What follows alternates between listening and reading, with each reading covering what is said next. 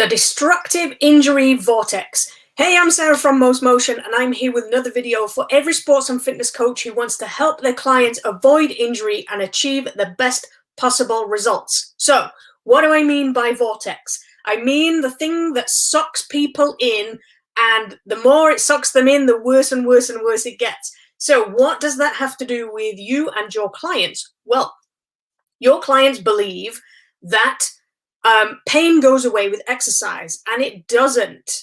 Okay, most people start out with some nagging pain or other. Let's say they woke up one morning with a pain in their calf or something, and they think that when they move around or when they exercise, that pain goes away, and doesn't. Okay, the reality is that the body produces natural painkillers that mask the pain, and that pain only then comes back after they finish training. But obviously, you can't keep training more and more and more to avoid pain. So what tends to happen is this pain gets worse after people have exercised, okay? Because it stiffens up. It's obviously been doing something it doesn't like very much. And that means that it's like a downward spiral for people. So it might start off with some minor ache or pain. Like I said, they might wake up one morning with a little ache in their calf.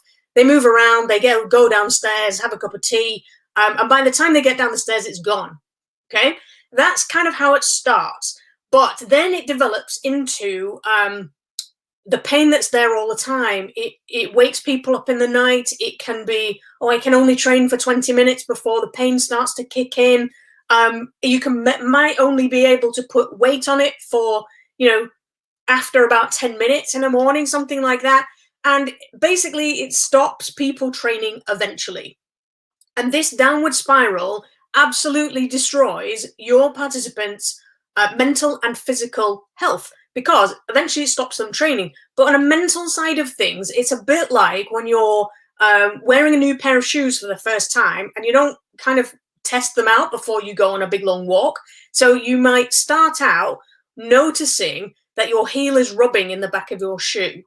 Okay, it's not really a problem. You just notice that it's happening. But after about 20 minutes, it's starting to feel a bit sore. Again, it's not necessarily too much of a problem. But after you've been walking for miles and miles and miles and miles, you've got a blister in the back of your foot, and every single step is painful, and that constant pain starts to wear people down.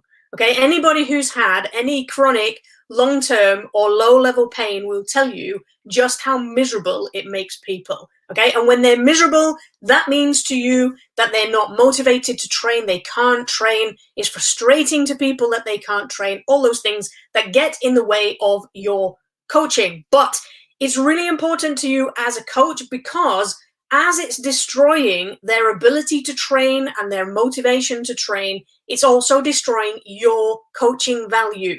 What do I mean by that? I mean that when you first start out coaching somebody who doesn't have these problems, then you're building them up to achieving the results that they want. But when these problems start to develop, it slides you down away from building them up to achieve the results and pushes you into helping them to stay motivated or, actually just stay active. And that's not really showcasing your true value as a coach. You're literally just avoiding problems and helping them to do that.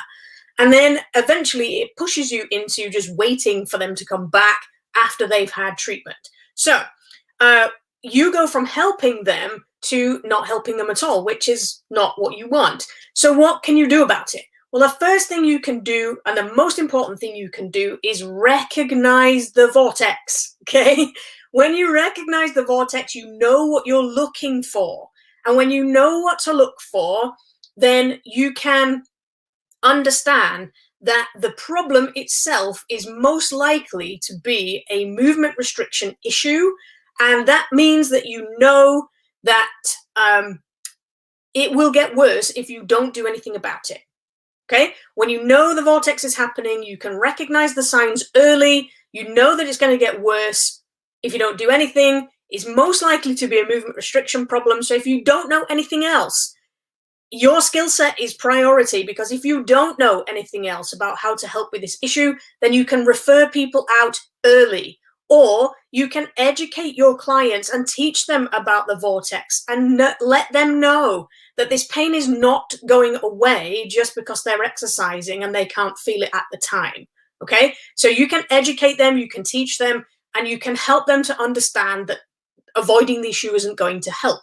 So even doing this helps you stay in that building them up to achieve their results, because if they go and get treatment early, it's cheaper for them. They don't have to stop training. They can keep moving towards their results. And that keeps you adding value, and it keeps you helping them. But of course, this is just the first step of what you can do. If this is a movement restriction issue, movement restriction is something you can help with. If you're ready to learn how to do that, I've outlined everything that you can do during your coaching, so you don't even have to stop coaching. When you're helping them, you can use the movements that you're already coaching to do it. I've outlined all of that in my book, the Coach's Guide to Long-Term Injury Prevention Success. You can get that book at mostmotion.com/book. So go ahead and grab that. Learn about all the different strategies, all the tips and tricks that you can use as a coach, as a non-specialist coach, as a non-injury specialist coach. You can get involved and help out so that you can keep building your clients towards achieving their results and your coaching value doesn't suffer. So hope you enjoyed this video. Thanks for watching, and I'll see you again next time.